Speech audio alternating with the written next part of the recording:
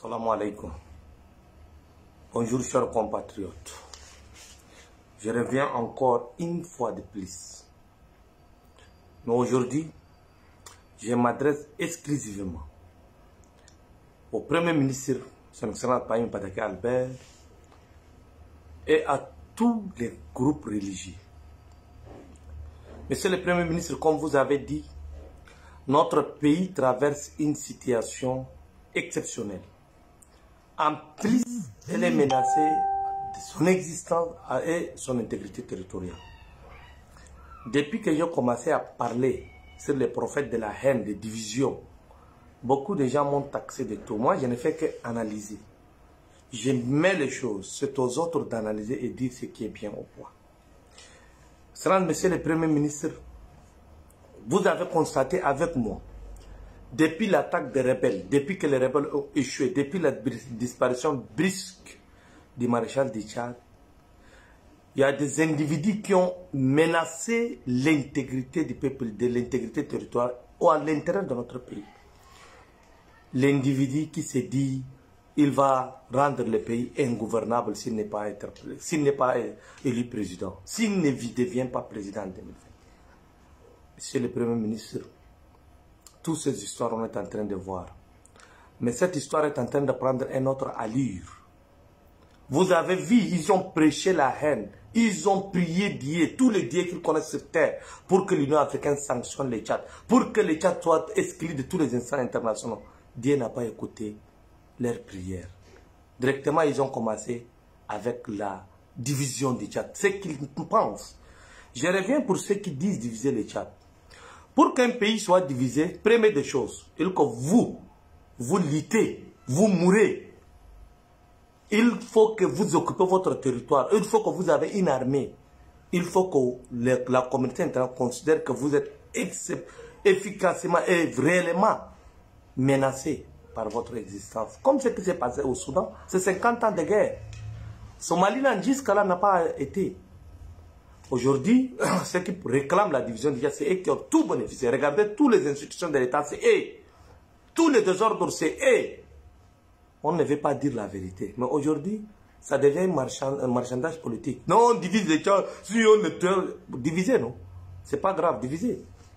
Mais moi, j'ai dit, monsieur le Premier ministre, c'est les mêmes individus qui sont en train de cultiver la haine anti-française. Vous avez vu lorsqu'ils ont attaqué le boutique Total. Et ils brandissent les drapeaux de la Russie pour que la Russie vienne pour nous créer encore d'autres problèmes géopolitiques.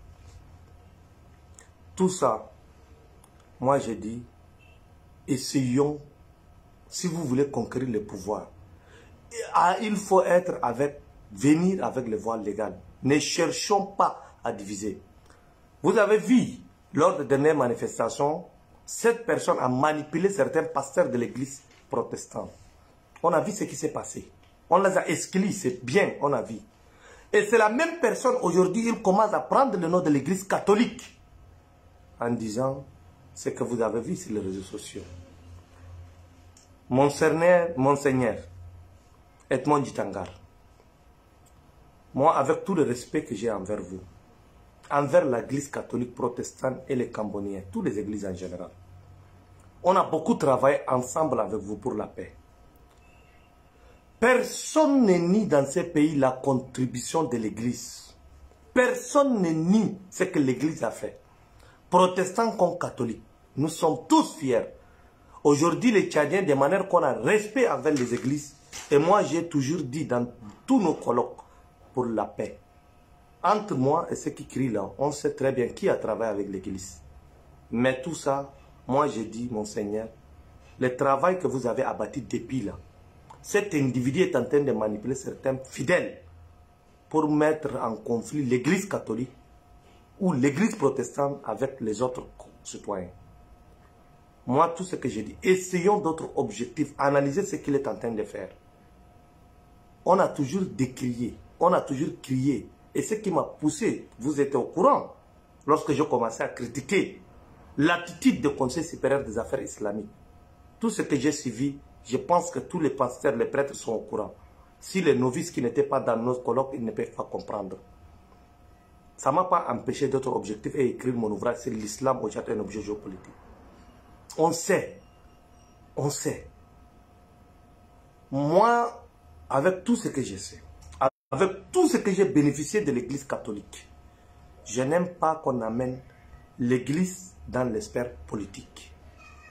Si cet individu a bénéficié comme moi de la générosité de l'Église catholique, comme beaucoup d'autres Tchadiens, il ne faut pas qu'on mêle l'Église dans les faits politiques. Parce que l'Église a été toujours pour l'unité, pour la promotion des cultures, pour la paix. Et c'est l'Église qui a beaucoup contribué. Il faut qu'on reconnaisse. Tout le monde reconnaisse. Mais cet individu en perte de vitesse, il utilise l'ethnie.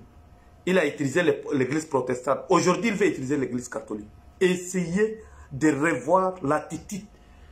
Essayez de ne pas laisser cette personne amener l'Église dans le combat politique. Ça, c'est ce que je veux dire. Monsieur le Premier ministre. Je reviens encore sur d'autres préoccupations. Tout ce qui est en train d'être manipulé, parce que cette personne trouve la jeunesse. Pourquoi la jeunesse? Parce que nous, en tant que jeunes, on est victime, tout le monde connaît. Beaucoup qui crient là parce qu'ils n'ont pas le travail. Ils ont étudié, c'est la vérité. Et nous, on est victimes, comme aujourd'hui dans votre gouvernement, les enfants des anciens ministres, les enfants des présidents, les enfants de tel. Comme les autres n'ont pas droit dans ces pays. Et je comprends parfaitement la frustration des jeunesses. Mais monsieur le Premier ministre, la réalité encore est autre. Le fait maréchal a mis des fonds pour la jeunesse. Il a créé l'ONAGES pour les jeunes.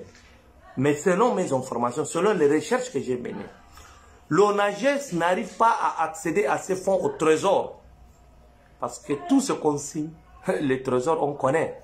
Les gens volent, il faut payer. Et ces gens qui sont à trésor, il faut que vous faites quelque chose. Parce que c'est eux qui bloquent. Non seulement à l'ONAGES, mais beaucoup d'autres institutions, les gars au trésor, c'est eux qui sont à l'origine de tout. Le trésor public, aujourd'hui est pris en otage par certains individus qui cherchent leur intérêt. Comment pouvez-vous comprendre que 14 milliards de l'ONAGES pour le fonds de la jeunesse est bloqué et les dossiers des jeunes sont entassés? Notre jeune ministre, on l'a beaucoup critiqué. Moi-même, je l'ai critiqué. Mais j'étais entré en profondeur pour voir certaines choses. Non seulement que lui, de l'autre côté, il est bloqué parce que les fonds de l'ONAGES, on n'arrive pas à accéder, mais aussi la pression de la jeunesse et des sports de l'autre côté. L'État n'arrive pas à compétir sur la scène internationale. C'est parce que notre bloqué par certains individus qui cherchent seulement leur bonbon. Donc il y a beaucoup de choses qui se passent, mais nous ne pouvons pas rester seulement à bras croisés. C'est le Premier ministre. C'est à vous, et vous seul revient de droit. C'est à vous de régler ces problèmes. Parce que vous venez, je pense que demain, vous allez revoir certains dossiers, mais nous... C'est de régler ces problèmes de sport, de la jeunesse. Essayez avec l'emploi de la jeunesse. Et mettez en garde, parce que je connais le 90% de ceux qui crient aujourd'hui parce qu'ils cherchent leur intérêt. Beaucoup n'ont pas l'autorisation de fonctionner.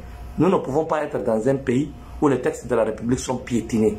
Un pays, pour se redresser, il faut toujours la force. La violence physique légitime appartient à l'État. Si des individus ne respectent pas les textes de la République, il faut que les lois s'appliquent. Il faut qu'on réponde à ces gens. Il faut que l'État réponde.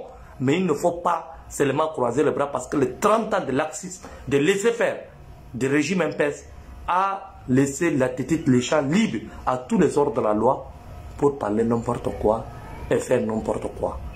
S'il vous plaît, j'ai vu en République arabe d'Égypte comment Abdel Fattah al-Sisi a instauré l'ordre. Il y a des désordonnés comme chez nous ici. Il y a des hors-la-loi comme chez nous ici. Mais avec ça, il a mis de l'ordre parce que l'armée a pris ses responsabilités. Au Tchad, l'ancien régime est différent. Il faut que l'État existe. Il faut que la loi existe. Il faut que les textes de la République soient respectés. Il faut que la justice fonctionne. Tous, on est de même pied d'égalité. Ce n'est pas que certains individus, parce qu'ils ont des popularités, ils ont des partis politiques qui se voient hyper citoyens pour nous créer des divisions. Tous ceux qui sont en train de prôner la division sur les réseaux sociaux, vous savez très bien, c'est atteinte à l'intégrité territoriale du Tchad. Et celles-là doivent être condamnées. Et moi, je le dis haut et fort, si vous voulez la division, Prenez les armes comme le Sud-Soudan. Prenez les armes comme les autres. Et c'est comme ça qu'on va voir. Même chose s'est passé avec le Cameroun, avec les Ambozoni. Ils ont l'histoire de séparatistes. Mais ne criez pas sur les réseaux sociaux. Nous, on n'aime pas les bavardages. Si vous voulez, partez, faites votre rébellion de l'autre côté. Et on attend.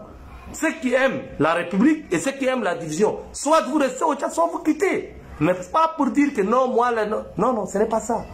La vérité est bonne à dire. Et à bon attendant, salut. Utilisez la religion, utilisez tout ce que vous voulez utiliser. Mais si vous touchez le Tchad, vous trouvez nous devant vous. Merci.